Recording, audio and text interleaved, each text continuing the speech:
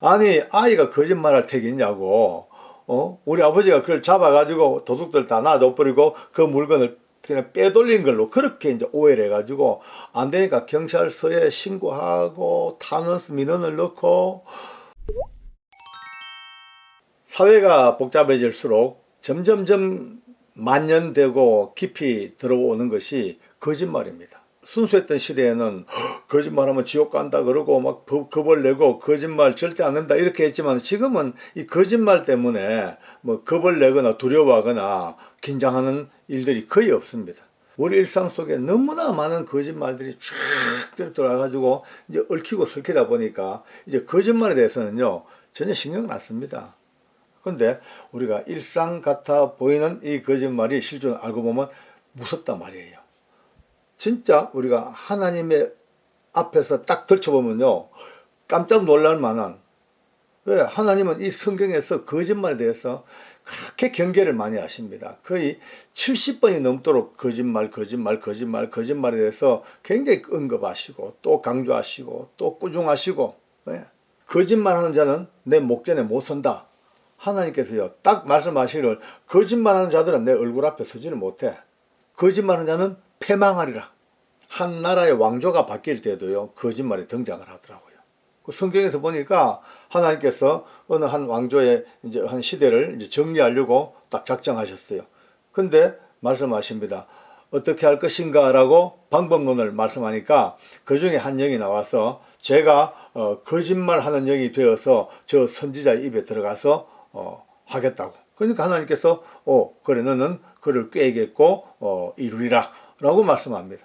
결국은요 이 영이 이 거짓말하는 영이 돼가지고 그 선지자들의 입에 들어가 버립니다. 가서 평안하다 막 그냥 요즘 말하면 국가적인 가짜뉴스를 막 퍼뜨립니다.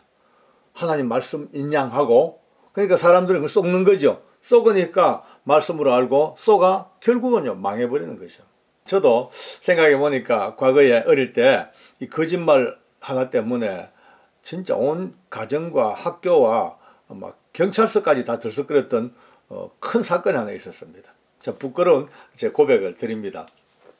초등학교 1학년, 2학년 그때입니다. 제가 다니던 초등학교가 상당히 부자들이 많았어, 애들이요, 집에. 저는 좀 가난했지만은. 근데 하루는 학교 가니까 아주 부잣집 이제 집에 아이가 자기 집에 며칠 전에 도둑이 들었대요.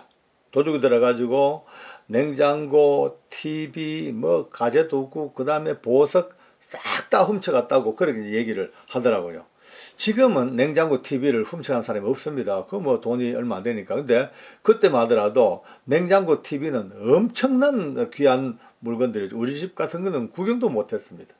이제 그 얘기를 들었어. 듣고 난 뒤에 이제 저 혼자 마음에 우쭐해가지고 그때 우리 아버지가 경찰관이셨어요.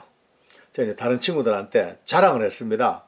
영웅심에 우리 아버지가 말이야, 힘도 세고, 범인을 잘 잡는데, 그저께 밤에 말이지, 트럭을 딱 하나 잡았는데, 그 트럭에 TV, 냉장고, 그 이제 친구한테 들었던 잃어버린 물건 목록이 다 생각나니까, 그거 다 했는데, 그 범인을 잡아 격투해가지고 잡았다고 막 이렇게 막 했어요. 그쵸? 저는 별 생각 없이 이제 자랑하려고 우쭐해서 했는데, 이게 이제 들어가서 그 아이의 귀에 들어가고 부모 귀에 들어갔죠. 그러니까 부모들이요, 어이구 감사하다 그러고 이제 학교 연락해가지고 학교에서 우리 아버지 연락처 찾아가지고 경찰서에 전화해가지고 이게 그때 잡은 그 도둑 잡은 그 작물 물건을 돌려달라니까 우리 아버님은요 금시초문이죠.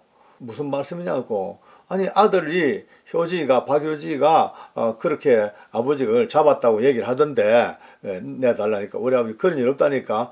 아니 아이가 거짓말할 택이 있냐고.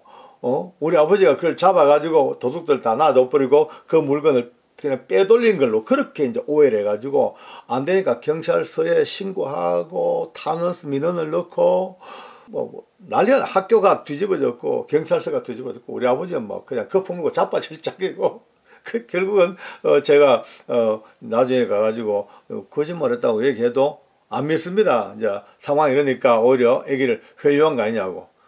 참 어렵게 나중에 이제 해결은 뭐 됐습니다만은 제 이 작은 거짓말 하나가 온 집안과 완전히 막 온 내 주변을 쑥대밭을 만들어버린 거예요. 얼마나 무섭습니까? 이게 거짓말이 갖고 있는 힘입니다. 그래서 이 거짓말은 사람의 것이 아니고 성경에 보니까 예수님 하시는 말씀이 이 거짓말은요, 예, 마귀가 바로 너희 아비, 우리 죄인들의 아비 마귀가 거짓말장이요. 그 아비의 거짓말을 받아 산 우리가 거짓의 자식들이라고 그렇게 예수님이 아주 딱 못을 박았더라고요. 그리고 인간들은요, 어쩔 수 없이 죄성 가득한 인간들은 거짓 속에 삽니다. 거짓말하고 살고 거짓 인생을 사는 거예요.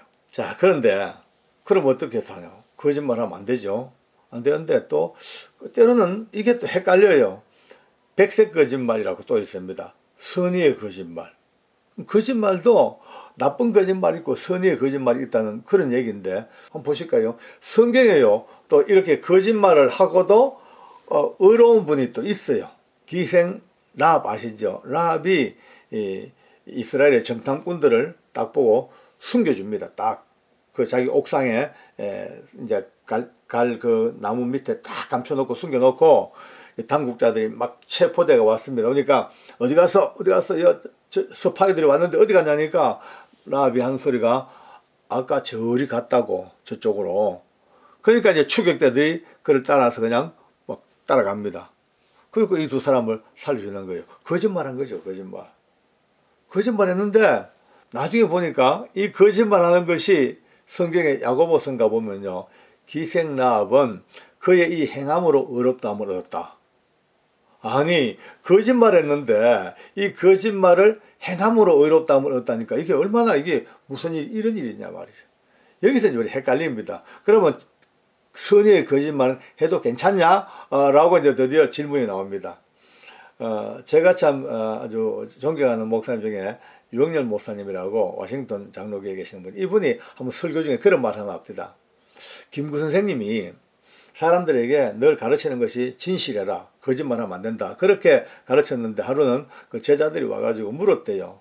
선생님, 그럼 예를 들어서 독립군 우리 투사가 막 피를 흘리고 집으로 돌았는데 일본군 순사들이 총을 들고 잡으러 왔습니다. 그러면 이제 여기 숨었는데 여기 숨었다고 진짜 바른 말 해야 될까요? 아니면 저기 갔다고 거짓말 해야 될까요? 이렇게 묻습니다. 참 이것도 참 이 지금 가이사에게 바칠 것입니까? 하나님께 바칠 것입니까? 예수님한테 묻던 바리새인의 질문도 거의 비슷한 거죠. 그때 이제 김구 선생님이 그런 얘기를 했대요. 그런 상황 같으면 나 같으면은 눈을 감고 장림 행사를 하겠다. 그리고 나는 앞에 안 보이는 사람이라 누가 어디서 누굴 가는지는 알 수 없다라고 그렇게 하겠다. 그러니까 다들 손뼉을 치고 참 대단히 현명하신 말씀입니다 했지만은, 근데 저는 그 얘기 듣고 그것도 또 따지고 보면 거짓말이에요. 아니, 멀쩡하게 앞을 보시는 분이 눈 감고 앞에 안 보이는 장림 행세를 했다. 그것도 엄밀하게 따지면 또 거짓말이잖아요. 자, 이런 관계를 어떻게 정리할 것인가, 이게 진짜 오늘 재밌는 관건의 이야기입니다. 이제 거짓말의 개념을 조금 살펴볼 필요가 있어요. 거짓말은 실제로 악한 마귀로부터, 우리의 그 마귀의 그로부터 온 그 거짓말쟁이 마귀로부터 온 그 거짓말은요, 뭐냐? 남을 속이고 피해를 주고 나의 유익을 위하고 내 자존심과 내 자랑을 위해서, 개인의 유익을 위해서 그렇게 이루어지는 죄성 묻은 것들은 어쩔 수 없는 거짓말 맞아요. 그는 마땅히 정죄받고 판단받을 거짓말인데, 오늘 백색 거짓말이라고 했는 이런 이야기들을 이제 거짓말의 개념을 두지 말고 좀 똑 떼어놔 가지고 어떤 격려와 칭찬과 어떤 사람을 살려주는 생명의 길로 한번 살짝 분리하고 놓으면 답이 조금 나올 것 같아요. 왜냐하면 성령님은 항상 사랑해 주시고 살려주시고 격려하시고 위로하시는 분이 성령님이십니다. 마귀는 그래 못합니다. 마귀의 역사는요, 마귀는 항상 분열시키고 자기 유익을 구하고 분노케 만들고 막 헛된 공명심에 들뜨고, 이게 마귀들인데, 분리해가지고 격려하고 칭찬하고 살리는 생명으로 연결되는 이 일에 쓰임받는 언어는 거짓말이라고는 우리가 하면은 조금 무리가 있지 않을까, 그런 생각이 듭니다. 나무꾼과 포수 이야기도 잘 알지 않습니까? 포수가 사슴을 막 찾아옵니다. 사슴은 피 흘리면서 나무꾼에게 살려달라고 살려납니다. 나무꾼이 나무꾼을 감춰놓고 나무꾼 사냥꾼들에게 저리 갔다 해가지고 사슴을 살려줬다. 결국은요, 생명을 살리는 일에 했던 이 이야기는 거짓말이 아니고 사람을 살리는 일에 쓰임받은 나의 언어였다. 예.